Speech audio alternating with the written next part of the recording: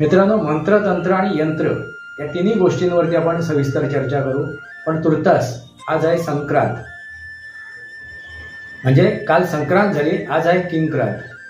संक्रांत आणि किंक्रांत यांचं वास्तविक स्वरूप आपण समजून घेऊ. दक्षिणायनमधून ज्यावेळी तो उत्तरायणमध्ये जातो त्यावेळी दुसरा दिवस म्हणजे किंक्रांत.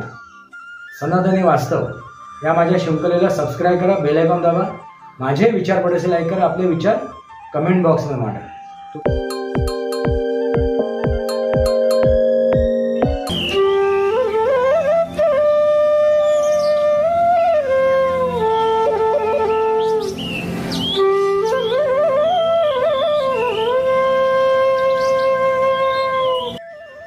नमस्कार मित्रांनो, सनातनी वास्तव या माझ्या शृंखलेमध्ये पुन्हा एकदा आपलं स्वागत. मी आपला मित्र राजेश वासंती सामाजिक किर्लोस्कर. मित्रांनो, संक्रांतीच्या तुम्हाला हार्दिक शुभेच्छा. तिळगुळ घ्या आणि गोड गोड बोला. मित्रांनो, तुम्ही नेहमीच गोड बोलत असणार, मला त्याबद्दल दुमत नाहीये. मित्रांनो, मी सनातनी वास्तव यावरती व्हिडिओ बनवू शकलो नाही. मध्येच कामाच्या व्यक्तीमुळे मला ते व्हिडिओ बनवता आले नाही. आणि दुसरं कारण म्हणजे ही जी काही निवडणूक होऊ घातली होती महानगरपालिकेचे, त्याच्यावरती मला वास्तवावर बोलू काहीतरी या माझ्या जो न्यूज चॅनल आहे त्याच्यावरती व्हिडिओ बनवायचे होते, त्यामुळे मला वेळ मिळाला नाही. उद्यापासून अगदी व्यवस्थित मला प्रत्येक चॅनलवरती, म्हणजे 5 चॅनल आहे, त्या प्रत्येक 5 चॅनलवरती मला व्हिडिओ बनवता येतील. तर थोडी मी दिलगिरी व्यक्त करतो. असो मित्रांनो, तुम्हाला जर माझा वास्तवावर बोलू काहीतरी हा यूट्यूब चॅनल बघायचा असेल, राजकारणावरती जर ज्या काही विषय मी मांडतोय ते तुम्हाला समजून घ्यायचे असतील तर अवश्य बघा. त्या माझ्या चॅनलची लिंक मी डिस्क्रिप्शन बॉक्समध्ये टाकली आहे. अवश्य जाऊन त्या लिंकवर जाऊन माझे ते व्हिडिओ पाहू शकता तुम्ही. वास्तवावर बोलू काहीतरी. आज मी बनवलेला एक व्हिडिओ, त्याचा जो थंबनेल आहे तो मी माझ्या ह्याच्यावर टाकतोय स्क्रीनवरती, तो बघा. म्हणजे तुम्ही ते माझे व्हिडिओ जाऊन पाहू शकता. असो मित्रांनो, मी तुम्हाला यापूर्वीच म्हणालो होतो, ज्यावेळी मी मंत्र तंत्र ह्या विषयावरती बोलत होतो, माझ्याबरोबर एखादी घटना घडली होती, त्या घटनेबद्दल मी तुमच्यावरती बोलत होतो, आपण चर्चा करत होतो. त्यावेळी मी तुम्हाला एक म्हटलं होतं की मंत्र तंत्र याच्यावरती आपण सविस्तर चर्चा करू. मित्रांनो, मंत्र तंत्र आणि यंत्र या तिन्ही गोष्टींवरती आपण सविस्तर चर्चा करू. पण तुर्तास आज आहे संक्रांत, म्हणजे काल संक्रांत झाली, आज आहे किंक्रांत. संक्रांत आणि किंक्रांत यांचं वास्तविक स्वरूप आपण समजून घेऊ. त्याचं वास्तविक स्वरूप काय आहे ते आपल्याला आज समजून घ्यायचं आहे. मित्रांनो, पौराणिक कथेप्रमाणे संक्रांती या देवीने किंक्रांत या असुराचा वध केला, म्हणून आज आपण किंक्रांत हे पर्व साजरं करतो. काल होती संक्रांत. मित्रांनो, तसं बघायला गेलं तर वास्तविक स्वरूप काय आहे तर खगोलीय शास्त्र आहे.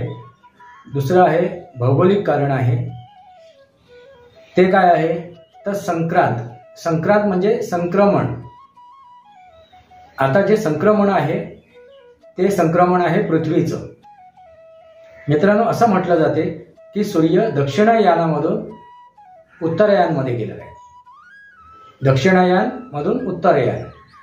तसं बघायला गेलं तर सूर्य दक्षिणायनामधून उत्तरायणमध्ये जात नाही, कारण सूर्य हा स्थिर आहे. फक्त त्या पृथ्वीचा आस बदलतो. म्हणजे ज्या वेळेला पृथ्वीचा आस उत्तरेकडे जातो, म्हणजे समजा ही उत्तर दिशा आहे आणि दक्षिण दिशा आहे, जर उत्तरेकडे आस वळला तर सूर्य आपल्याला कुठे दिसणार, तो म्हणजे दक्षिणाला, म्हणजे दक्षिणायनाला. आणि ज्या वेळेला ह्या पृथ्वीचा आस हा उत्तरेला वळतो, दक्षिणेला वळतो, त्यावेळी सूर्य कुठे येतो, उत्तरेला. हा झाला दक्षिणायन आणि हा झाला उत्तरायण. लक्षात आलं असेल मी काय म्हणतोय ते. म्हणजे संक्रमण कशाचं होतं तर सूर्याचं नव्हे तर पृथ्वीचं होतं.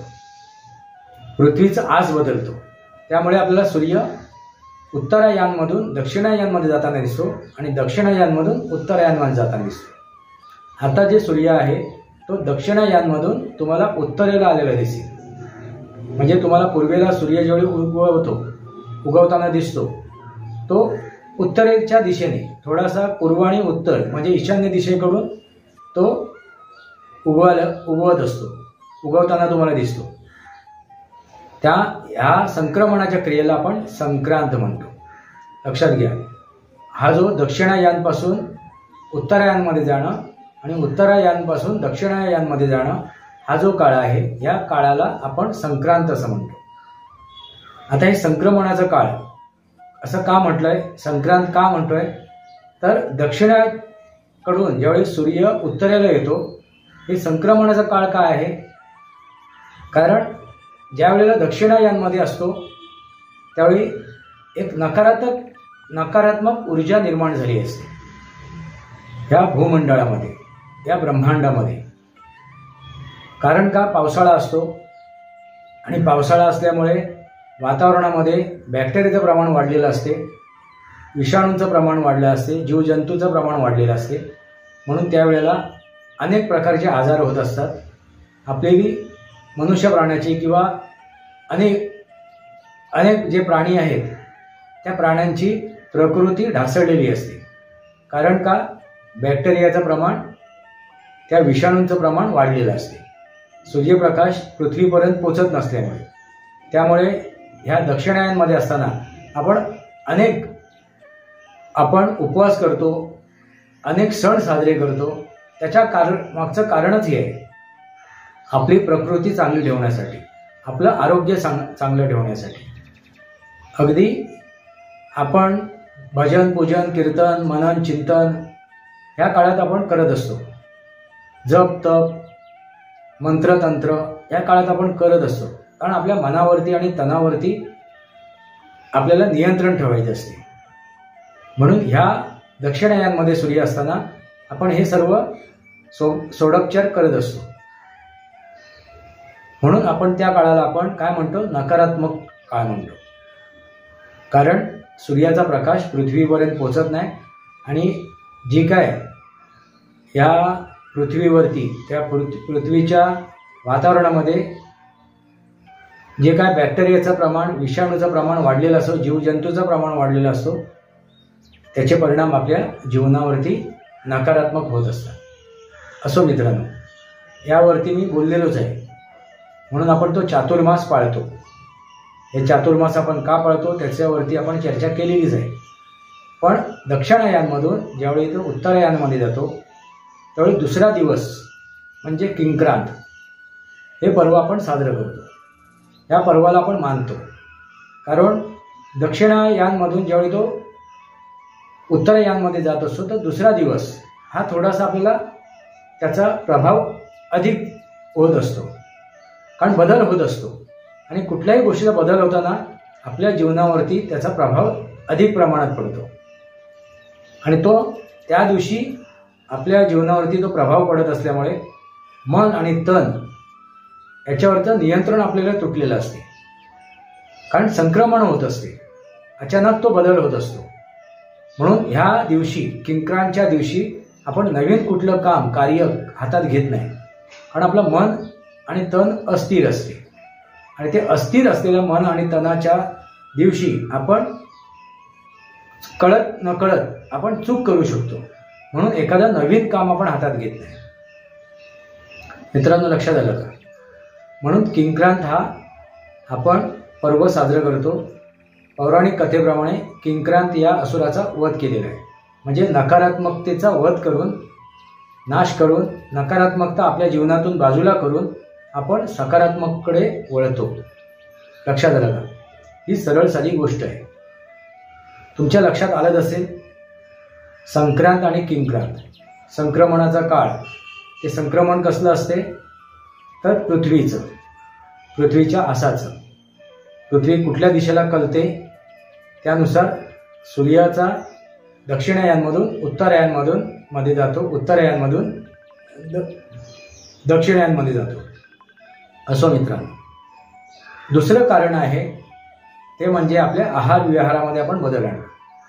म्हणून बघा मित्रांनो, दीपावलीपासून आपण उष्ण पदार्थ आणि तेलमय पदार्थ घेतो. म्हणजे ज्या पदार्थांमध्ये तेल आहे, तेलजन्य पदार्थ आहे, तसे आपण पदार्थ सेवन करतो. कारण थंडीचे दिवस आहे, तेलाची आवश्यकता आहे, त्वचा कोरडी पडते. म्हणून आपण बाहेरून आणि पोटामध्ये अन्न म्हणून ग्रहण करताना आपण तेलयुक्त पदार्थ घेतो. बाहेरून सुद्धा आपण अभ्यंग स्नान करतो, त्यावेळी त्या उटण्यांमध्ये आपण अनेक प्रकारचे तेलसुद्धा वापरतो. त्याला कारणच ते आहे की त्वचा रोग होऊ नये. त्या त्वचा रोगापासून आपल्याला आपलं संरक्षण व्हावं किंवा आपल्या शरीरात जी उष्णता हवी आहे, शरीराला जी उष्णता हवी आहे, ती उष्णता मिळवण्यासाठी आपण उष्ण पदार्थ ग्रहण करतो. मग संक्रांतीला कालच तुम्ही तिळगुळ बनवले असतील, ते खडी साखरेचे दाणे नव्हे, तिळगुळ, तीळ आणि गुळ. त्याचे लाडू नाही बनवता आले तरी चालेल, पण तीळ आणि गुळ एकत्र करून ते खाणं आवश्यक आहे, कमीत कमी ह्या महिन्याभरामध्ये. म्हणजे आता जानेवारी, फेब्रुवारी आणि मार्चपर्यंत. कारण उष्णता आपल्या शरीराला आवश्यक आहे. त्यासाठी आपल्याला हे तिळगुळ खायचे आहेत, प्राशन करायचे आहेत, ग्रहण करायचे. लक्षात आलं का मित्रांनो? ह्याच्या मागे काय? आहार आणि विहार. कारण का? खगोलीय बदल, भौगोलिक बदल आपल्या आयुष्यात ते घडत असतात आणि त्याचे परिणाम आपल्या मनावरती, तणावरती, शरीरावरती, आरोग्यावरती होत असतात. तर त्यानुसार आपल्या जीवनामध्ये आपण हे बदल घडवून आणणं आवश्यक आहे. म्हणजेच आपण सनातन म्हणतो. सनातन म्हणजे काय? तर खगोलशास्त्र, जीवशास्त्र, रसायनशास्त्र, भौतिकशास्त्र, जे अनेक शास्त्रे आहेत, त्या शास्त्रांचा आपल्या जीवनात वापर करणं, त्यानुसार चालणं, ते विधिविधान म्हणजे विज्ञान आपल्या आयुष्यात उतरवणं, आपल्या जीवनात उतरवणं, यालाच आपण सनातन म्हणतो. हाच तो सनातन धर्म आहे आणि तो अगाध आहे, तो निरंतर आणि चिरंतर आहे. हे तुमच्या लक्षात आलंच असेल.